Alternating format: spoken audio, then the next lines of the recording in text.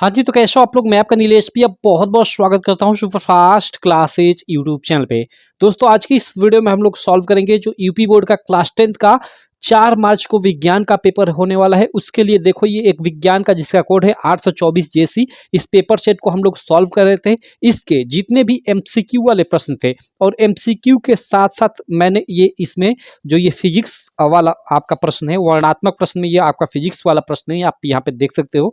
ये numerical based संबंधित प्रश्न, ये फ्लेमिंग के बाएं हाथ का नियम पूछा है, ये सारे के सारे प्रश्न मैंने करा दिया था। ये जो न्यूमेरिकल है इलेक्ट्रिसिटी से पूछा गया है, इसको भी करा दिया था।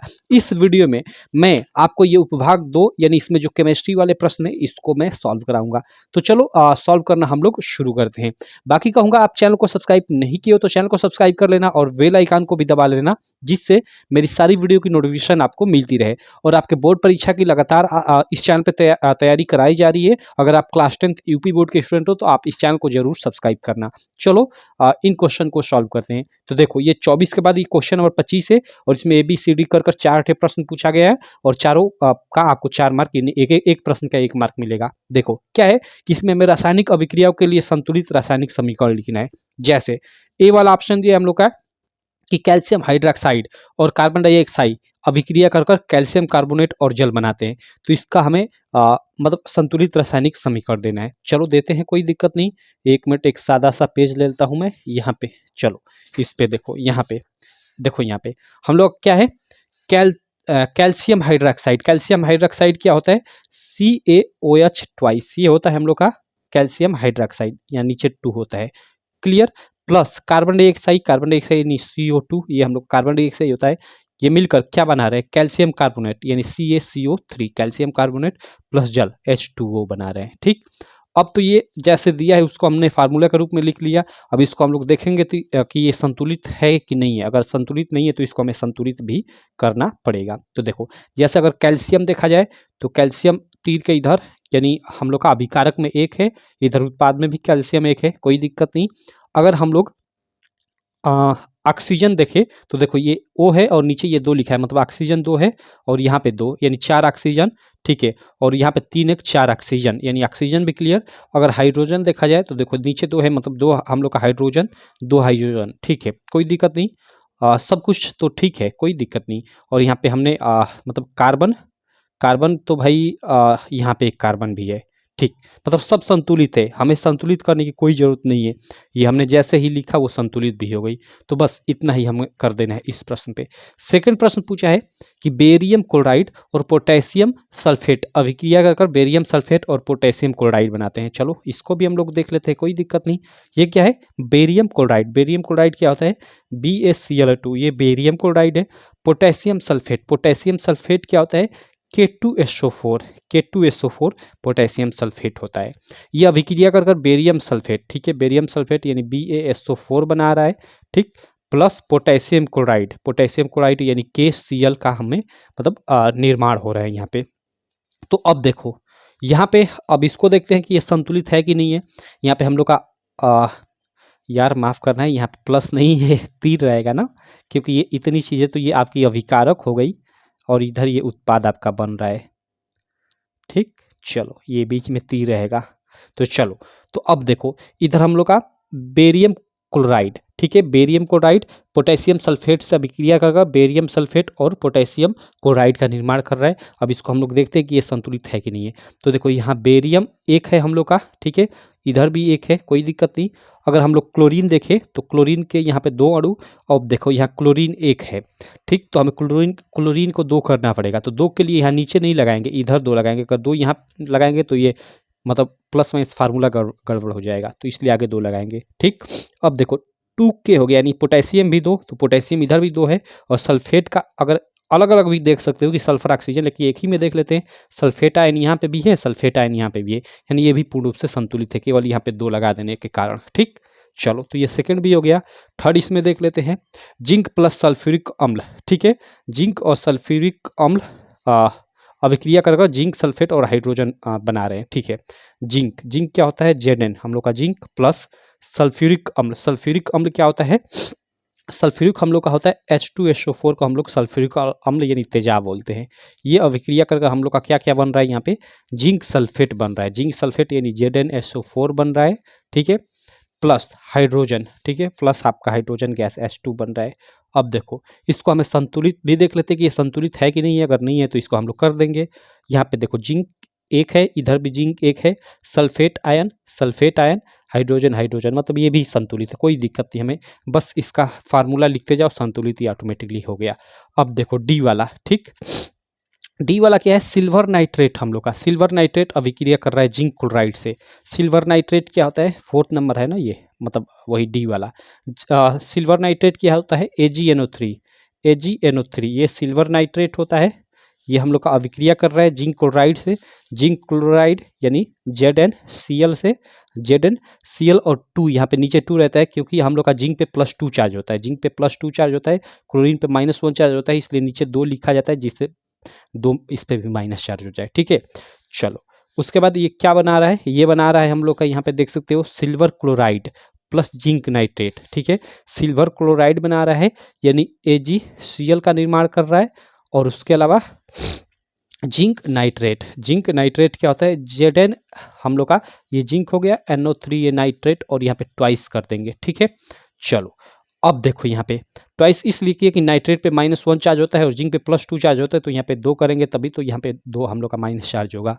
क्लियर।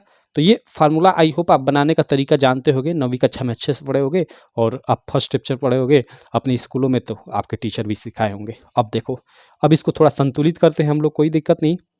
देखो हम लोग का यहाँ पे Ag मीन्स वही चांदी, ठीक है, और टाइम सिल्वर, तो यहाँ Ag, यहाँ पे Ag भी है, कोई दिक्कत नहीं। उसके बाद अगर नाइट्रेट आयन देखा जाए तो NO3, इधर भी नाइट्रेट आयन है, क्या NO3 है लेकिन ट्वाइस, मतलब 2 नाइट्रेट आयन है, तो यहाँ भी हमें 2 बनाना पड़ेगा, तो इधर इसके आगे 2 लिखेंगे। तो अगर इसके आगे 2 लिखते हैं तो 2 नाइट्रेट आयन तो हो जाएगा बराबर, लेकिन ये 2 Ag अब हो जाएगा, तो यहाँ Ag गड़बड़ हो जाएगा, तो इसलिए इसके आगे भी 2 लगाना पड़ेगा, तो 2 Ag, ठीक। 2 हम लोग का सिल्वर हो गया, इधर भी 2 सिल्वर, नाइट्रेट हम लोग का NO3 लिखा है और आगे 2 है, मतलब नाइट्रेट के 2 आयन, तो NO3 और नीचे भी लिखा है, मतलब वही नाइट्रेट के 2 आयन, ठीक है, कोई दिक्कत नहीं। अगर जिंक देखा जाए तो जिंक एक है, और क्लोरीन देखो, क्लोरीन Cl2 यहाँ पे है, और यहाँ पे Cl है, इसके आगे 2 है, मतलब क्लोरीन भी 2 है, यानी ये संतुलित हो गई। हम लोग को यहाँ पे 2 लगा देंगे, यहाँ पे 2 लगा देंगे, ठीक। चलो तो ये हम लोग का पहला प्रश्न हो गया भाई, इसमें का इसका आपको 4 मार्क मिल जाएगा, इसको संतुलित ऐसे करोगे तो। क्लियर।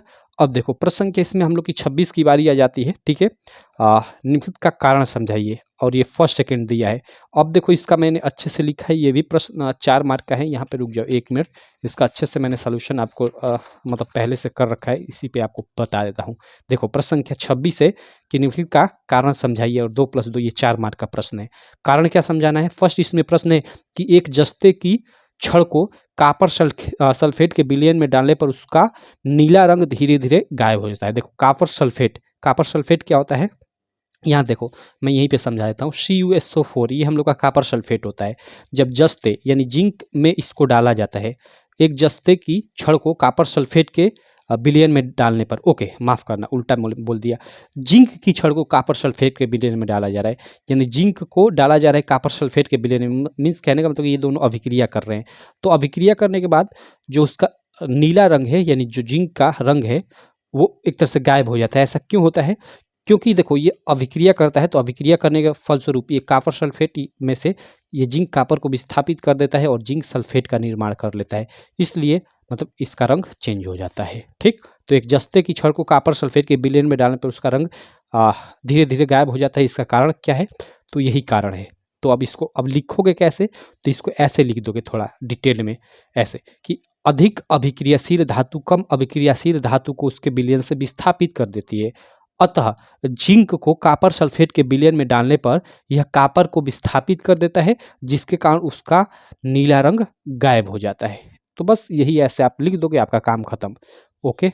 उसके बाद देखो इसमें सेकंड प्रश्न है कि आयनिक यौगिकों के गलनांक उच्च होते हैं। जो आयनिक यौगिक होते हैं उनके गलनांक उच्च होते हैं, जैसे हम लोग का NaCl हो गया, या जो भी हो गया, हम लोग का कॉपर सल्फेट भी, ये भी एक आयनिक यौगिक है, इनका गलनांक उच्च होता है। क्यों होता है, तो यहाँ पे देखो इसका आंसर आप लिखोगे कि आयनिक यौगिकों में परस्पर आयनिक आकर्षण बल बहुत ही अधिक शक्तिशाली होता है। इस शक्तिशाली बंध को तोड़ने के लिए अत्यधिक ऊर्जा की आवश्यकता होती है, अतः इनका गलनांक उच्च होता है। तो ये आपका 2 मार्क के ये 2 मार्क के ये 4 मार्क आपका मिल जाएगा ये प्रश्नों का उत्तर देने पे। अब प्रश्न संख्या 27 है, पेपर में भी वही है, देख सकते हो प्रश्न संख्या 27 उदासीनीकरण अभिक्रिया भर्जन, और यहाँ पे इसका हमें IUPAC नेमिंग लिखना है। तो चलो इसको भी देख लेते हैं, कोई दिक्कत नहीं। देखो यहाँ पे हमें क्या करना है, उदासीनीकरण अभिक्रिया क्या है, इसके 2 उदाहरण हमें लिखना है। तो भाई उदासीनीकरण अभिक्रिया क्या होती है, सिंपल सा ये तो है, ठीक है। उदासीनीकरण अभिक्रिया जब मतलब जैसे अम्ल और क्षारक परस्पर अभिक्रिया कर लवण और जल बनाते हैं, तो उसी को हम लोग क्या बोलते हैं, उदासीनीकरण अभिक्रिया बोलते हैं, ठीक। यहाँ पे देखो इसका उत्तर भी लिखा हुआ है यहाँ पे कि अम्ल और क्षारक की परस्पर मतलब एक दूसरे के साथ अभिक्रिया के फलस्वरूप लवण और जल बनने की क्रिया उदासीनीकरण अभिक्रिया कहलाती है। उदाहरण के तौर पे यहाँ पे लिख दिया गया HCl जब NaOH के साथ अभिक्रिया करता है तो NaCl प्लस H2O बनाता है, यानी ये NaCl क्या है, लवण है, ठीक है, और ये आपका जल है। तो ये अम्ल और क्षारक अभिक्रिया कर लवण और जल बना दी, यही उदासीनीकरण अभिक्रिया हो गई। तो ये एक तो उदाहरण ये हो गया, एक और उदाहरण बोला है ना, 2 उदाहरण बोला है ना, इसके 2 उदाहरण लिखिए। तो मान लो मैं जैसे H2SO4 ले लेता हूँ, एक सल्फ्यूरिक अम्ल ले लेता हूँ, यह मान लो जैसे हम लोग का चलो कोई दिक्कत नहीं, NaOH के ही साथ करा देता हूँ, इसी के साथ अभिक्रिया करा देता हूँ। तो ये क्या क्या होगा, अब देखो ये हम लोग का Na2SO4 sodium sulphate plus H2O का निर्माण होगा, ठीक है। तो ये हम लोग का एक और उदाहरण हो गया। तो ये एक उदाहरण ये, एक उदाहरण ये, 2 उदाहरण बोला है लिखने को, 2 आप बोल दो, लिख दो, आपका काम खत्म। चलो उसके बाद इसमें सेकंड प्रश्न है, भर्जन को उदाहरण सही समझाइए। ओके, भर्जन क्या होता है इसको बताना है। तो देखो भर्जन क्या होता है, सांद्रित अयस्क को वायु की नियंत्रित मात्रा में गर्म करने की क्रिया को भर्जन कहते हैं, यानी गर्म करने की जो क्रिया होती है वही भर्जन कहलाती है। यह क्रिया मुख्यतः सल्फाइड अयस्कों के लिए उपयोग की जाती है। उदाहरण के तौर पे जैसे जिंक सल्फेट सल्फाइड अयस्क है, ऑक्सीजन से अभिक्रिया करता है तो जिंक ऑक्साइड और सल्फर डाइऑक्साइड का निर्माण करता है, और ये आगे 2 या 3 ये संतुलित करने के लिए लगा है, ठीक है। तो ये आपका क्वेश्चन क्लियर। चलो अब हम लोग आगे चलते हैं, आगे देखते हैं। अब देखो यहाँ थर्ड वाला प्रश्न, इनका हमें IUPAC नाम लिखना है, ठीक है। ये जो भी हैं इनका हमें IUPAC नाम लिखना है कि ये क्या है, ठीक। चलो IUPAC नाम भी इनका लिखते हैं, कोई दिक्कत नहीं। ओके चलो पहले का यहाँ पे आप लोग देख सकते हो, देखो यहाँ पे सबसे पहले तो हम लोग कार्बन गिनते हैं। तो देखो कार्बन 1 और 2 कार्बन है, तो मेथ एथ हम लोग का एथ हो जाएगा, ठीक है। ये हम लोग का क्या हो जाएगा, एथ हो जाएगा, ठीक है। और हर जगह एक तरह से यहाँ पे कार्बन कार्बन के बीच सिंगल बॉन्ड है, तो ये आपका एथेन हो जाएगा, क्लियर। कार्बन कार्बन के बीच जब सिंगल बॉन्ड रहता है तो एथेन एल्केन ग्रुप में होता है, तो ये एथेन हो जाएगा, ठीक।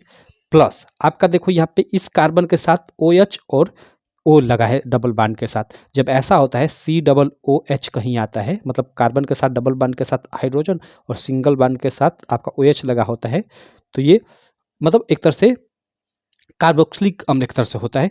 और इसमें हम लोग मतलब इसका IUPAC नाम लिखते समय ओइक लगाते हैं, तो इसमें हम लोग ओइक जोड़ देंगे, तो ये हम लोग का क्या हो जाएगा, एथेनोइक अम्ल, ठीक। एथेनोइक अम्ल, ओइक या ओइक अम्ल जोड़ते हैं, ठीक।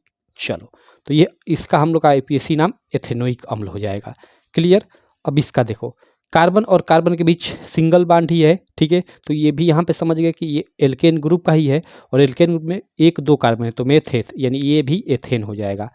और इसका अब IUPAC नाम लिखेंगे। IUPAC नाम लिखने के लिए देखो CHO यहाँ पे मतलब एक तरह से यहाँ पे कार्बोल्डिहाइड ग्रुप जुड़ा है, ठीक है।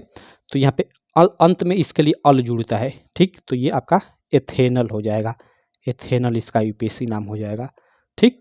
काम खत्म, इतना ही आपको लिख देना है और इसका आपको 2 मार्क मिल जाएगा, 1 मार्क इसका और 1 मार्क इसका, ठीक। और इस प्रश्न का आप उत्तर लिखते हो तो इसका 2 मार्क, इसका 2 मार्क। तो ये प्रश्न संख्या हम लोग की 27 भी क्लियर। अब देखो इसमें एक अथवा भी है, जैसे ये प्रश्न संख्या 27 है तो इसमें अथवा भी है, यहाँ पे देख सकते हो अथवा कर और यहाँ पे इन सब प्रश्नों को हल करो या इनको हल कर लो, इन पे आप टिप्पणी लिख लो, जैसे मिसेल क्या होता है, संक्षारण क्या होता है, योगात्मक अभिक्रिया क्या होती है। तो चलो इनको भी हम लोग एक एक कर देख लेते हैं कि ये क्या चीज़ें होती हैं। देखो यहाँ पे 1 मिनट, यहाँ पे ओके, यहाँ पे देखो ये हम लोग का वही सेम प्रश्न है, मिसेल संक्षारण योगात्मक अभिक्रिया, तो इसका उत्तर लिखा गया है। मिसेल क्या होता है, तो साबुन में आप लोगों ने ये देखा होगा कि साबुन को जल में घोलने पर साबुन के कण परस्पर एकत्रित होकर गुच्छों का रूप धारण कर लेते हैं। आपने देखा होगा वो ऐसे, मतलब इसका फिगर। ठीक, चलो, तो साबुन को जल में घोलने पर साबुन के कण परस्पर एकत्रित होकर गुच्छों का रूप धारण कर लेते हैं, जिसमें लंबी कार्बन श्रृंखला वाला भाग आंतरिक हिस्से में होता है और आयनिक भाग सतह पर होता है। इस संरचना को ही मिसेल कहते हैं। सिंपल, मतलब वही जो जल रागी और जल विरागी मतलब बन जाता है, वही पूरा संरचना जो होती है वो मिसेल कहलाती है, मिसेल होती है। उसके बाद संक्षारण क्या होता है, तो जब धातुएं अम्ल, आर्द्रता आदि के संपर्क में आती हैं तब ये संक्षारित हो जाती हैं और इस प्रक्रिया को ही संक्षारण कहते हैं। सिंपल, तो इसका 2 मार्क आपको मिल जाएगा, इसका 2 मार्क।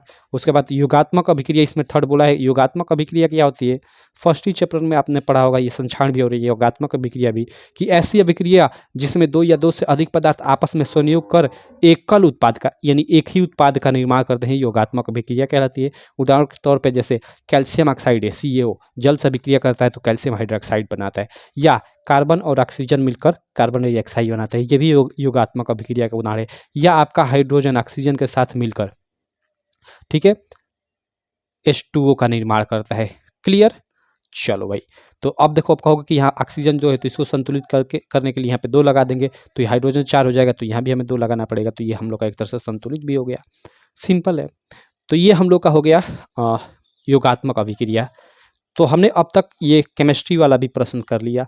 देखो हमने क्या किया, इसका 3 पार्ट हो गया। पहले पार्ट में हमने क्या किया था कि जो भी MCQ वाले प्रश्न थे उनको सॉल्व किया।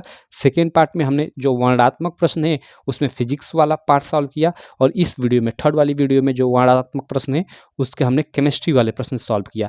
और नेक्स्ट वीडियो में, अगली वीडियो में हम लोग क्या करेंगे कि इसका चौथा जो मतलब ये भाग बच जाता है हम लोग का बायोलॉजी वाला, इसको भी कर लेंगे। देखो साइंस का पेपर में मैं ऐसे मतलब बनाया हूँ कि जैसे एक बार मैं MCQ करा दूँ, उसके बाद फिजिक्स वाला जो लंबे वाले प्रश्न हैं उनको, एक बार केमिस्ट्री वाले और एक बायो वाले, 4 वीडियो में, छोटे 4 वीडियो बनाकर और समाप्त कर दूँ। क्योंकि एक वीडियो बनाऊंगा ना तो मतलब कम से कम मान लो कि 1.5 घंटे की हो जाएगी, और 1.5 घंटे की हो जाएगी तो आप भी 1.5 घंटे नहीं देखोगे, मतलब एक तरह से बोर हो जाओगे।